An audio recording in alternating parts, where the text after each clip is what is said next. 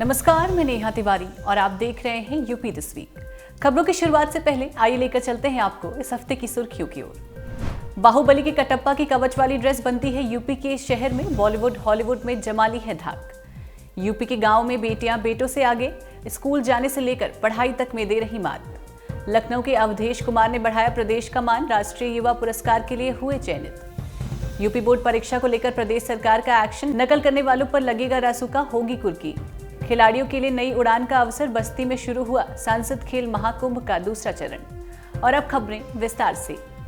मेरठ में चल रहे इन्वेस्टर समीट के दौरान कई मेरठियों को जब ये मालूम चला कि बाहुबली के कटप्पा की कवच वाली ड्रेस मेरठ में ही बनती है तो वो हैरान रह गए।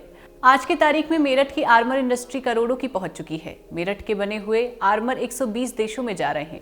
कुछ नामी फिल्मों की बात की जाए तो बाहुबली, पानीपत, जोधा अकबर, बाजीराव जैसी फिल्मों में कलाकारों ने जो आर्मर पहने हैं वो मेरठ में बने हैं।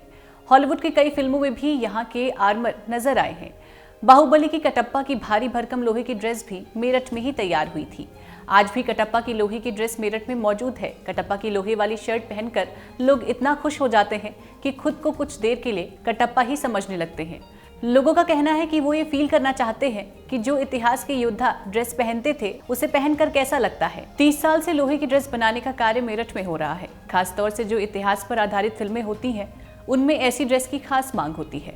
पढ़ते हैं अपनी दूसरी खबर की ओर। उत्तर प्रदेश के ग्रामीण क्षेत्रों में पढ़ाई को लेकर लड़कों से अधिक जागरूक हैं लड़कियां। स्कूल जाने के मामले में लड़कों को लड़कियां मात दे रही हैं। 6 से लेकर 16 वर्ष की आयु की लड़कियों के सर्वे में इस हकीकत का खुलासा हुआ है। असर संस्थान देश भर में स्कूली शिक्षा के स्तर को लेकर सर्वे कराती है। इसमें शहरी और ग्रामीण क्षेत्रों का सर्वे किया जाता है और ये देखा जाता है कि पढ़ाई का क्या स्तर है। विश्लेषण सर्वे के दौरान घरों से प्राप्त आंकड़ों के आधार पर किया गया है। असर ने सर्वे में पाया कि लड़कों से लड़कियां अधिक स्कूल जा रही हैं। सरकारी स्कूल में 6 से 10 वर्ष की आयु में स्कूल जाने वाले बच्चे 64% हैं। इसमें से 60% लड़के और 67% लड़कियां हैं। इसी तरह 11 से 14 वर्ष की आयु में स्कूल जाने वाले बच्चों की कुल संख्या 53% है। इसमें लड़के 51 और लड़कियां 55% हैं। जूनियर कक्षाओं यानी कि 15 से 16 वर्ष की आयु वाले बच्चों के प्रतिशत में कोई खास अंतर नहीं है। ये बात अलग है कि ग्रामीण क्षेत्रों में उम्र बढ़ने पर लड़कियां स्कूल छोड़ रही हैं। सर्वे में पता चला है कि 15 से 16 वर्ष की आयु में जहां मात्र 9.4% लड़के स्कूल नहीं जाते हैं तो लड़कियों का यह प्रतिशत 15 है। मदरसों और अन्य प्रकार के स्कूलों में इस 6 से 16 वर्ष तक की उम्र में पढ़ने वाले स्कूलों की संख्या नाम मात्र ही है। ये प्रतिशत 1 से लेकर अधिकतम 1.5% तक ही है। बढ़ते हैं अपनी तीसरी खबर की ओर। ये खबर लखनऊ वासियों के लिए बेहद खास है क्योंकि हाल ही में भारत सरकार के युवा कार्य एवं खेल मंत्रालय ने हुबली कर्नाटक में आयोजित 26वें राष्ट्रीय युवा महोत्सव 2023 के मौके पर राष्ट्र हित व समाज के लिए अच्छा काम करने वाले देश के 19 युवाओं को राष्ट्रीय युवा पुरस्कार प्रदान करने की घोषणा की है। इसमें राजधानी लखनऊ के सामाजिक कार्यकर्ता अवधेश कुमार का भी चयन किया गया है। अवधेश कुमार नेहरू युवा केंद्र लखनऊ के पूर्व युवा स्वयं सेवक रह चुके हैं और अभी वो युद्ध क्लब अध्यक्ष के रूप में काम कर रहे हैं। अवधेश 2015 से नेहरू युवा केंद्र से जुड़े और युवा मंडल का गठन किया और तभी ये प्रण लिया कि वो समाज के हित के लिए हमेशा काम करते रहेंगे।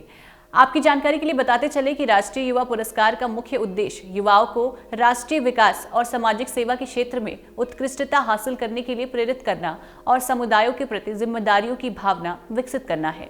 इस पुरस्कार में 1 पदक, 1 प्रमाण पत्र और 1 लाख रुपए की नगद राशि दी जाएगी। बढ़ते हैं अपनी चौथी खबर की ओर। यूपी में 16 फरवरी से हाई स्कूल और इंटरमीडिएट के एग्जाम शुरू हो रहे हैं। ऐसे में इन परीक्षाओं को नकल विहीन कराने के लिए शासन ने कड़े निर्णय लिए हैं।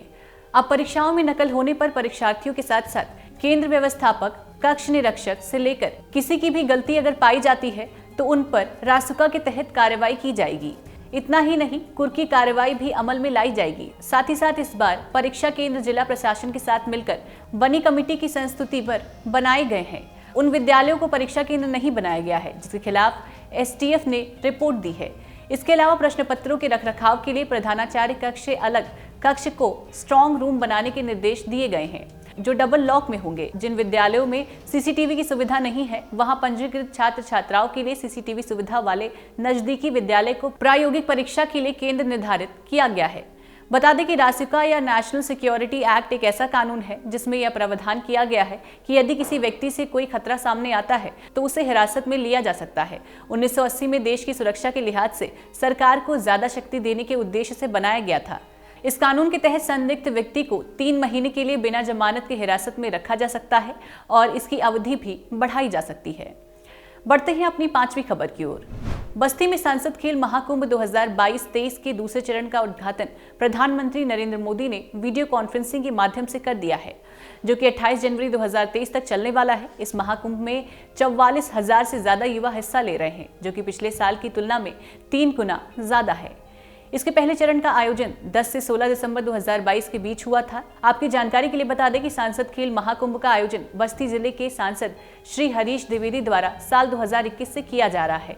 इस खेल महाकुंभ के दौरान कुश्ती, kabaddi, kho kho, basketball, football, hockey, volleyball, handball, शतरंज, कैरम, बैडमिंटन, टेबल टेनिस आदि जैसे इंडोर और आउटडोर दोनों तरह के खेलों में विभिन्न प्रतिस्पर्धाओं का आयोजन किया जाता है। इसके अलावा निबंध लेखन, पेंटिंग, रंगोली बनाने जैसी प्रतियोगिताओं का भी आयोजन किया जाता है।